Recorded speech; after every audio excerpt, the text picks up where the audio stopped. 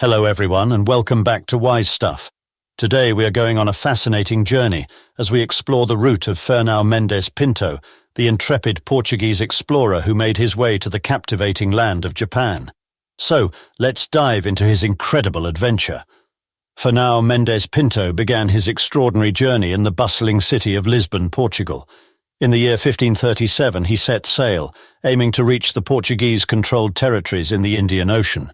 With his sights set on distant horizons, he embarked on a voyage that would forever change his life. Pinto's voyage took him down the western coast of Africa, where he stopped at various Portuguese trading posts and colonies. From Cape Verde to Angola, he braved the treacherous seas and encountered diverse cultures along the way. After navigating the African coastline, Pinto and his companions crossed the vast expanse of the Indian Ocean, a journey fraught with challenges and perils. They sailed past islands, explored trading centres, and encountered different societies along the East African coast.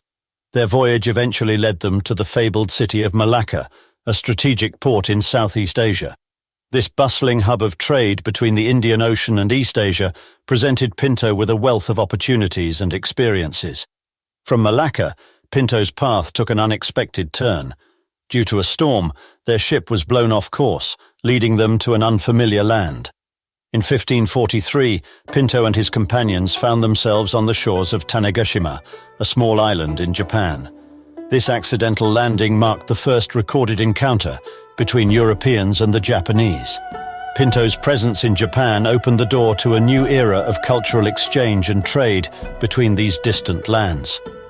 After his accidental landing on Tanagashima, Fernão Mendes Pinto found himself in a unique position, being one of the first Europeans to set foot in Japan. Let's explore his time on the island and his route leaving there. During his stay on Tanagashima, Pinto and his companions were initially received with curiosity and astonishment by the local inhabitants. They interacted with the island's residents, exchanged goods, and established friendly relations, despite the initial language barriers.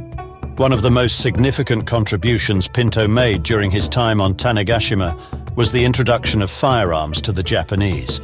Pinto shared his knowledge of European gunpowder weapons, and this encounter marked the beginning of a new era in Japanese military technology. Pinto's observations and interactions on Tanagashima allowed him to gain insights into the local customs, daily life, and the island's natural resources. He witnessed traditional fishing techniques, observed agricultural practices, and learned about the unique flora and fauna of the island. After spending a considerable amount of time on Tanagashima, Pinto eventually decided to leave the island and continue his travels. His departure from Tanagashima followed a route that took him to various parts of Japan. After leaving Tanagashima, Fernão Mendes Pinto's journey led him to the majestic city of Kyoto, the ancient capital of Japan.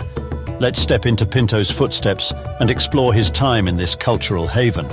Pinto's first destination was the awe-inspiring Imperial Palace, the residence of the ruling shogun. Here he was immersed in the opulence and power that defined the Japanese nobility. The grandeur of the Imperial Palace complex, with its magnificent architecture and sprawling gardens, left a lasting impression on Pinto. It represented the seat of authority and the rich history of the ruling class. Within Kyoto, Pinto had the privilege of witnessing traditional ceremonies performed by the nobility. These rituals, steeped in tradition, were an integral part of Japan's cultural heritage. Among the many iconic sites Pinto explored in Kyoto was the stunning Kiyomizu-dera temple. Perched on a hillside, it offered breathtaking views of the city and served as a place of worship and spiritual solace. At Kiyomizu-dera, Pinto marveled at the intricate architecture and the meticulous craftsmanship that went into its construction. It was a testament to the skill and dedication of the artisans of the time. In Kyoto, Pinto also had the opportunity to witness the captivating performances of Noh theatre, a highly stylized form of drama that has been cherished for centuries. These performances brought ancient tales to life with grace and poise.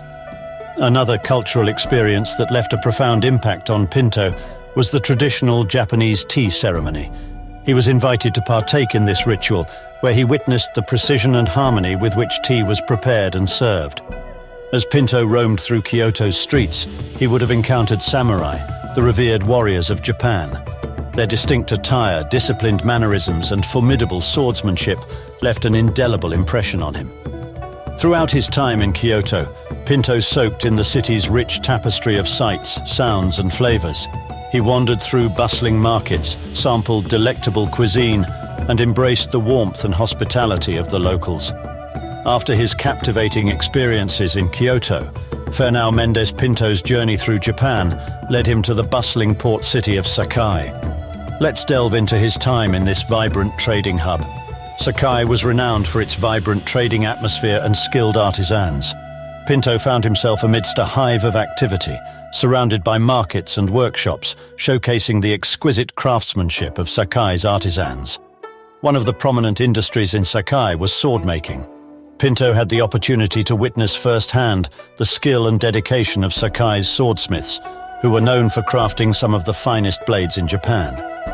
Pinto observed the intricate process of forging swords, from the careful selection of materials to the precise craftsmanship involved in shaping the blades. He marveled at the artistry and significance of these weapons in Japanese society. Beyond swordsmithing, Sakai was also renowned for its textile production. Pinto explored the city's textile workshops, where he discovered the mastery of Sakai's weavers and dyers. The textile artisans of Sakai were known for their intricate patterns, vibrant colors, and luxurious fabrics. Pinto observed the meticulous techniques employed to create exquisite garments and textiles that were highly sought after. In addition to swords and textiles, Sakai was a hub for lacquerware production. Pinto visited the city's lacquerware workshops, where he witnessed the skillful application of lacquer and the intricate designs adorning these exquisite pieces. The beauty and durability of Sakai's lacquerware fascinated Pinto. He learned about the intricate processes involved in creating these masterpieces, from shaping the base to applying multiple layers of lacquer and delicate decorative elements. After his eventful stay in Sakai, Fernão Mendes Pinto's journey through Japan brought him to the bustling port city of Nagasaki. Let's delve into his time in this vibrant and cosmopolitan hub. Nagasaki was a thriving center of trade and cultural exchange, attracting merchants and adventurers from around the world. Pinto found himself amidst a dynamic environment where East met West. As Pinto arrived in Nagasaki, he was exposed to a diverse range of cultures and influences. The city served as a melting pot of traditions, customs, and goods from Japan, China, Korea, and even Europe. One of the significant landmarks in Nagasaki was the Dejima trading post, a man-made island that became a crucial hub for trade between Japan and the outside world. Pinto likely encountered European traders and missionaries within this enclave. Pinto's interactions on Dejima provided him with a glimpse into the exchange of goods, knowledge, and ideas between Japan and the Western world. He witnessed the bustling trade activities and cultural exchange that took place within this confined space. Beyond its international influences, Nagasaki was also home to numerous temples and shrines, which reflected Japan's rich spiritual heritage.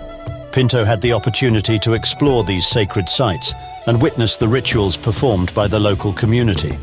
Pinto may have visited notable temples such as Kofuku-ji, Fukusai-ji, or Sofuku-ji, which showcased the diverse schools of Buddhist thought and architectural styles that flourished in Nagasaki. After his stay in Nagasaki, Fernão Mendes Pinto's journey through Japan took him to the picturesque city of Hirado. Let's explore his time in this charming coastal town. Hirado, nestled along the coast, offered a serene and idyllic setting for Pinto's adventures. With its natural beauty and strategic location, the city became a prominent center of trade and cultural exchange. As Pinto arrived in Hirado, he encountered a bustling trading hub. The city's port attracted merchants from various countries, fostering a vibrant international community. One of the notable landmarks in Hirado was Hirado Castle, a magnificent fortress that served as the seat of power for the local feudal lords. Pinto may have had the opportunity to visit the castle and witness its grandeur. Exploring Hirado Castle, Pinto would have experienced the architectural splendor and strategic significance of the fortress. The castle offered commanding views of the city and the surrounding sea. Hirado was also home to a foreign settlement known as the Hirado Trading Post, which attracted merchants and missionaries from different parts of the world. Pinto would have encountered Europeans and other foreigners within this enclave. Within the foreign settlement, Pinto witnessed the bustling trade activities and cultural exchange that took place between Japanese and foreign merchants.